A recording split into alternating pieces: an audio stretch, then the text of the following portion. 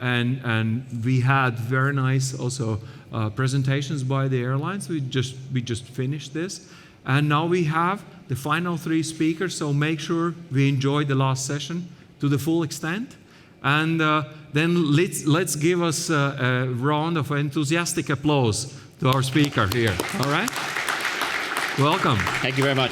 Thank you. Hello and welcome everybody, and thank you for joining us this afternoon for today's presentation. By way of introduction, firstly, my name is Dean O'Sullivan. I'm the Operations Manager at AeroProfessional, and I've been working with the company for just under 9 years now. My role as Operations Manager with AeroProfessional is to oversee and deliver ultimately the recruitment services that we offer to our clients, and I'll touch on our clients and who we work with in a moment. I've just got a bit of a duplication on slides there, last minute change.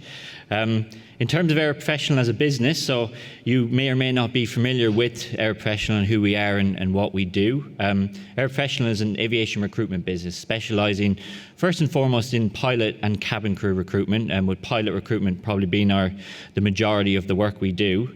As a business, we are based in Farnborough in the UK. We've been around since approximately 2006. And we are owner managed by 2 of our directors who actually both hold PPL. So the passion of aviation, or the passion for aviation we have, goes right through the business from the senior managers all the way down.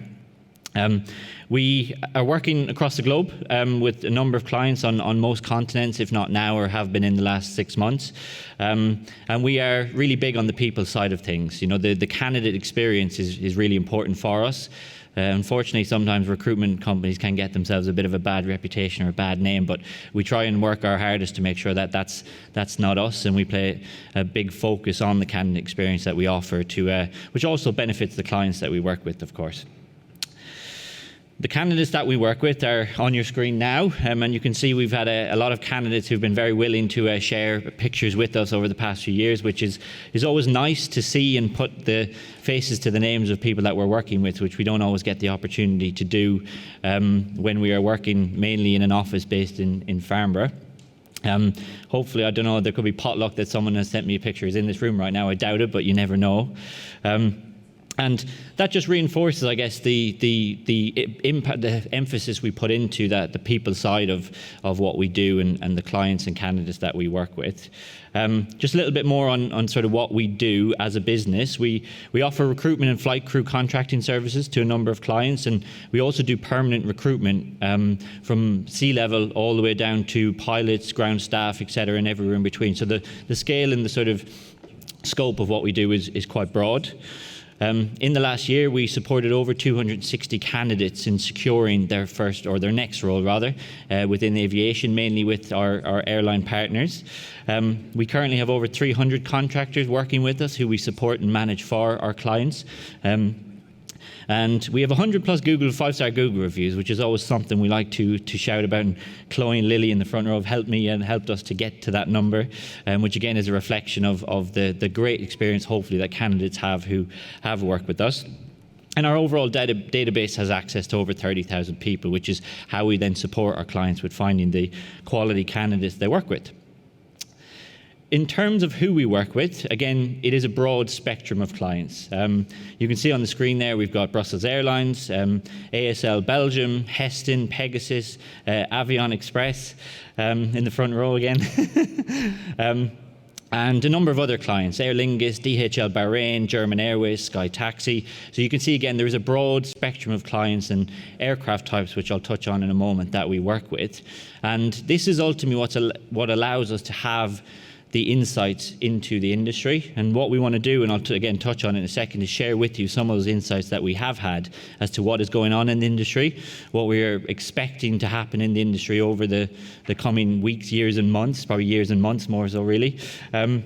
And as I said, it comes from the clients that we work with, the candidates that we're constantly speaking to, the intel we are constantly gathering, and the advice and support we are then offering to our candidates and clients to give them what is best for their particular needs, be it recruitment support, looking for their next role, et cetera, et cetera. So in today's session, we will be touching on post-pandemic, just very, very shortly. I promise not to go too much into COVID now that we have passed it, and thankfully everything is much more positive now than what I've been presenting over the past few years.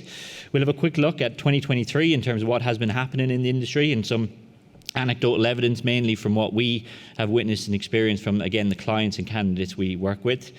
We look at what is predicted to happen in the future, from, again, our own predictions to some of the information that's been provided by the OEMs and the sort of 20-year forecast. And that's the gist of sort of what I'll be covering off in the next few slides, effectively. So firstly, looking at the past and present, in terms of where we started as an industry, going back to sort of 2019, 2020, just before COVID, you can see prior to COVID, passenger numbers were predicted to be about 10.5 billion passengers in 2023. This turned out not to be quite the case. It actually was about 8.6 billion in the end. So not quite as predicted. But since then, we're looking at probably 9.4 billion passengers, which will actually surpass pre-pandemic levels. So incredibly, and look, I don't know why we're so surprised by this. Aviation is always an industry that unfortunately gets hit hard with a lot of the pandemics and crises that face our world. But thankfully, it is a resilient industry. It is very cyclical in nature, unfortunately, but it is always one to bounce back quickly. And thankfully, as you can see from these graphs, it is one that is already surpassing where we were a few years ago, when we were in a position where the big topic for a lot was a pilot shortage, or a skilled pilot shortage. COVID, of course, has had an impact. We are still looking at probably a 13.9% loss against where we would have been if it were not for COVID. But look, nonetheless, as I said, the impacts, generally, we're in a much more positive place now than where we were. The trends that we're facing across the industries does differ from region to region, of course. You see some evidence, or some of you may have seen or heard of some of the issues that North America and the US are having, for example, where there's a very insulated market of pilots there, and some of the airlines there are having to offer and pay out astronomical numbers to either retain or attract captains. And that hasn't quite featured in maybe Europe or other regions quite to that level as of yet, but no doubt all regions are kind of going in that general direction, where competitiveness for crew has been crazy. And some of you may sort of be witness to this, or have sort of benefited from this yourselves. We as a business have seen a 200% increase in the demand for flight deck crew from our clients over the past 12 months, or in 2023 rather. And the scope of what we have worked on in terms of aircraft types, again, has been quite broad. It is not specific to only an Airbus A320 or 737. You can see just a few examples on the screen now.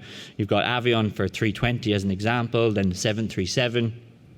A340 with the likes of European Cargo in the UK, and we're operating more, admittedly, cargo operations. DHL, again, a cargo operator operating 767s who we've been working with and supporting in Bahrain, specifically. That AOC is part of the DHL group. Highfly, of course, in Portugal, doing ACMI operations, and ACMI operators, of course, feature quite at the top of the list in terms of the demand for pilots, certainly in the European market over the past few years. And another example of a different aircraft type, German Airways, which operate in Embraer 190s, again recruiting for crew, type-rated and non-type-rated, which again I'll touch on in a second about the impacts and what airlines are starting to do. One of the other features of the recruitment that is starting to become more and more prevalent over the past sort of 12 months or so is airlines starting to offer training in different forms, be it type ratings for cadets, CCQs for type-rated candidates onto wide-body jets, upgrade programs for senior first officers. Airlines are becoming more and more flexible and ambitious with their plans to either retain or to attract talent, and training is playing a huge part in this, and there's a lot of training providers, of course, with us today. But this is something that we've probably never seen on the same scale as before, and it's only going to become more prevalent in the years to come, as airlines have no choice but to use that to adapt to the needs of recruitment, which can't just be solely recruitment by itself. So in terms of what we've seen from the 2023 market, It's been an invigorated industry. It's been resurgent, and we hope that continues in its vein. It will not be sustainable at that level of growth potentially forever. There will probably come a point where it will plateau slightly. But it's been very, very positive overall. And this message, thankfully, you'll hopefully hear from me today, is a positive one. There has been an unprecedented need for skilled pilots, and if there are any people of lower hours or cadets in the room, of course you might be saying, well, I'm still looking for my first job and I'm here and I'm waiting and I'm wanting jobs, and the demand, I guess, at the moment is more so focused on the skilled type-rated pilots with 10,000 hours plus captains training, people like the presenter before me from Cargolux, who the demand eventually will feed down to FO upgrades to captains, or captains being upgraded to trainers, and it will therefore, the recruitment will go on further. I think Mark Duffy mentioned earlier from Ryanair that they hired 1,300 cadets. I think it was last year they mentioned. So that will feed out to other airlines as they become more ambitious with their recruitment plans and strategies. As I said, airlines are adapting to meet that demand by doing different things. I've kind of jumped ahead of myself with that part of my presentation. And this will ultimately give, and has given, pilots the power to make decisions, which again is something that we haven't always necessarily have or had. I've been here in some of the previous expos, either just after COVID, where pilots were much more along the lines of taking whatever job they were offered because that was all that was available at the time. And we've come a long way since then, even in the last sort of 12, 24 months, in the fact that pilots can now make decisions and based on what they personally want and are motivated by, be it a commuting roster pattern, be it a permanent opportunity where they want permanent employment and all the benefits that come with that, short term scales to upgrade, whatever it may be. It allows crew members to have that decision, which is only a good thing. And ultimately, if you make the right decision to join the right operator, you should therefore stay there, hopefully for longer, which in turn rewards the airline for making that decision. So that is a little bit on what has happened over the past year. So we're going to look and touch on now a little bit about what will happen in the future. And some of this will repeat on what I've just discussed about the further trends we're going to see over the coming year to 20 years is by the end of my slides. There will be a massive focus on pilot retention and sustainability. This is going to be a big focus for airlines as they try and reduce the recruitment element that they may need to do and focus on retaining the crew they've already got. Recruitment is an expensive business, so it does make more sense to recruit those crew. And as I said, those more informed decisions that crew members can make based on my last slide will allow them hopefully to stay with airlines where they're happy, they've got what they want based on whatever their motivations are, to stay there for longer, which in turn rewards the airline as well. Increased job satisfaction and loyalty. Again, I've kind of touched on this point already. If you were happier in your job and what you were doing, you were again more likely to stay there for longer. It will lead to further training opportunities. We have a number of airlines this year that for the first time ever, and it's not always as public knowledge. So again, if you're saying, well, I haven't necessarily seen this or seen this being publicised, we have at least 3 airlines I can think of in the past 3 to 6 months who have type-rated cadet level candidates or FOs who had other type ratings to recruit them within the business. And again, this is a flexibility and something that airlines have not previously felt they had to offer to be able to meet demands. So again, that will increase opportunities for either type rated or cadet level candidates.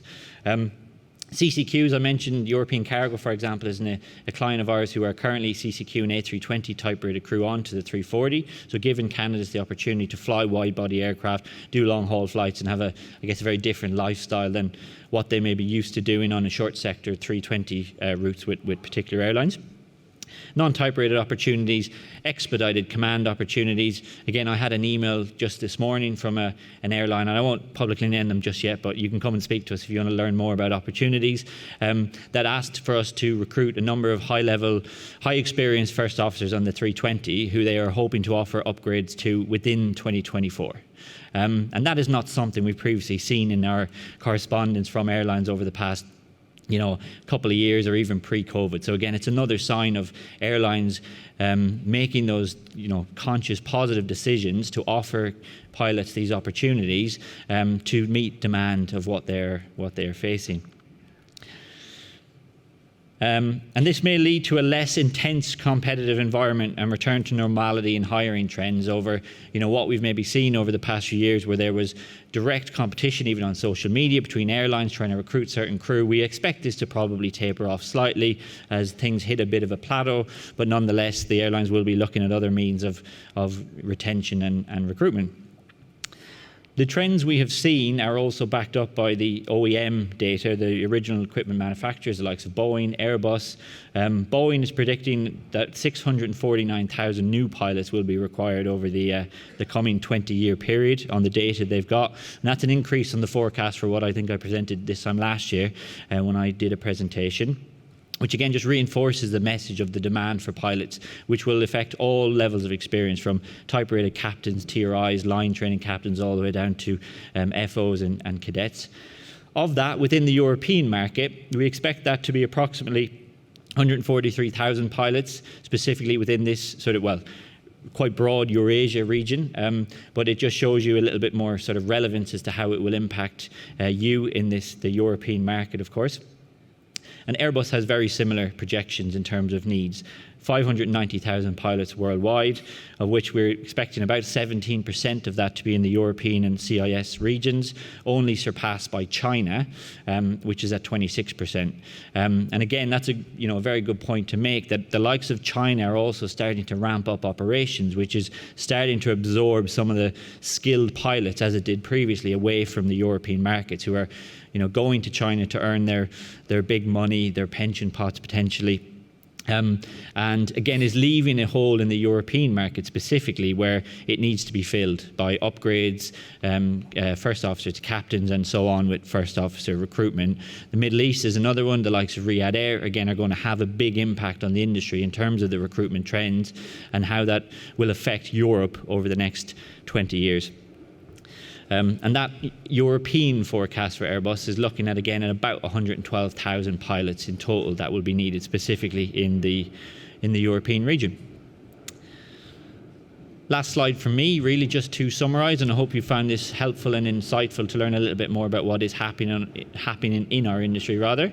As we mentioned, there will be and is an unprecedented requirement and need for qualified and experienced pilots, which is going to lead to the airlines having to adapt to those needs in various different ways, which we've covered off. This will in turn then lead to career opportunities for everyone in terms of upgrades, training qualifications, CCQ, non-type rated opportunities, training programs off the back of that. Training operators and providers will be, again, spending more time, which potentially will create more career opportunities within those training organisations, again, to keep up with demand, be it that flight schools, ATOs, simulator providers, internal training or divisions within the airlines themselves. And the only other point I didn't touch on, which is going to be very important for airlines over the coming years, is also diversity in the workforce. Unfortunately, there's still not the right balance of even female and male crew. I think the statistic, even recently when I looked at it, was that only 7% of crew were females, and this is something that airlines have to address, again, to maintain that diversity in the workforce and the pilot communities, which is really, really important. I think we are going in the right direction, but of course it is a work in progress and a big focus for the airlines. And that is what we are looking and seeing from the industry, and what we are predicting and hopefully will see over the next coming short-term to long-term forecasts. So yeah, hopefully you found that helpful. That is the end of the presentation, but if anyone has any further questions or particular requirements for roles or clients we're working with, please visit our stand D8, I think it is, where you can come and speak to us about any opportunities, career advice, recruitment needs, if that may be the support you need, and please do come and speak to us. But yeah, that's my presentation. Thank you very much for listening. Thank you, Dean. Thank you, and actually another round of applause, because you started ahead of time and finished ahead of time, so it was wonderful. So very sharp, concentrated. So we earned a few more minutes for questions. So go ahead. I can repeat that same thing that I said in the previous two sessions. The hardest thing is to ask the first question, remember? So let's go into the second question. So second question here. So Hello, sir. wait for the microphone so that everyone can enjoy your question. Also in the back of the room. Hello, sir. Hello, speaker. Hello, everybody. Hello. I'm Anar Ahmadov from Sun Express Airlines. My question is, back 5 years ago, I was here, and back then I was an aspiring pilot, just finished my flight school and looking for a job. And what I discovered is, since I'm a non-European national, I'm from Azerbaijan, it was very hard to find a job in the EU. I passed Wizz Air selection, everything, and then they told me, okay, you need to take care of your residence permit, work permit, and this is, very strange, since you mentioned airline is in the need, airlines and industry in general are in the need of professionals. So why not to address this issue on a legislation level, maybe something, because many pilots come from non-European countries. They study as me in Europe. I did my training in Lithuania. I had the EASA license. And many pilots as me, they are in the need of a job, and airlines are also in the need of pilots, but there is kind of, apparently seemingly it's a win-win situation, but the reality is non-European nationals cannot find a job, even though this profession implies in its very nature that it should be international. Yeah. Look, what you said makes complete sense. It is not something that is, I guess, currently something that we are actively working with clients that offer support with right to work. But it is no doubt, like I've mentioned, with some of the other schemes which we are feeding back to airlines all the time about what they can do to adapt to their recruitment requirements. Right to work support is inevitably going to be one of those pressing points that's going to become more and more increasingly come to the top of their list and things they will have to do to adapt to that recruitment. So look, what you said is a great point, and I think it's coming. I just think we haven't necessarily reached it yet. Without wanting to give Ryanair too many shout-outs for free, they mentioned earlier, for example, that they are supporting in the UK for getting people right-to-work permits in the UK who are European citizens. So there's a very trend that they have already obviously started to do for a particular insulated region that they have identified. UK, due to Brexit, became overnight this insulated market which was limited by right-to-work in the UK and a UK licence. They've already moved to make that adaptation to fill their need, and inevitably other airlines will follow. So maybe not the answer you need today, but it is coming, and our job as a recruiter and a partner of these airlines is to advise them on the things they'll need to do. Easier said than done sometimes. Like, dealing with that as a legislative level is not so easy to get, the EU, for example, to change guidelines, but individual countries where you get right to work in a one-off country may be something that is easier to do, and no doubt something airlines will have to start looking at. Okay, thank you. No worries. All right. Thank you for the question. One more question. So before we get another question, maybe, and since we have time, thanks to your concentrated presentation. How do you see, actually, there's a lot of, I think this leads to a very good discussion that the gentleman just raised, is that we have, on one hand, we have a great demand. So we have airlines willing to hire. We have pilots ready to work. On the other hand, we have a lot of isolationism going on, both in the Western markets, and that's further exacerbated also by geopolitics. How do you see, is there any light at the end of the tunnel? In terms of what airlines are doing to deal with the sort of isolation markets that they're facing? Exactly. Look, there is light at the end of the tunnel. Airlines, again, will have to move to adapt. I know I keep saying the same things over and over again, but it's not necessarily rocket science as to what they have to do to adapt to these needs. There are certain jurisdictions where the process of joining airlines, although the role might be perfectly attractive, the process to join the airline could be 6 months due to bureaucracy of paperwork, licensing, validation requirements. And we have people already reaching out to us looking at ways of trying to streamline this process in terms of reducing the licensing, informing people who previously have held those licenses they can return without having to reassess. Our individual medical requirements, again, going back to the reason we have Class 1 medicals is to have that recognition under an umbrella that if you have a medical, you're good to go.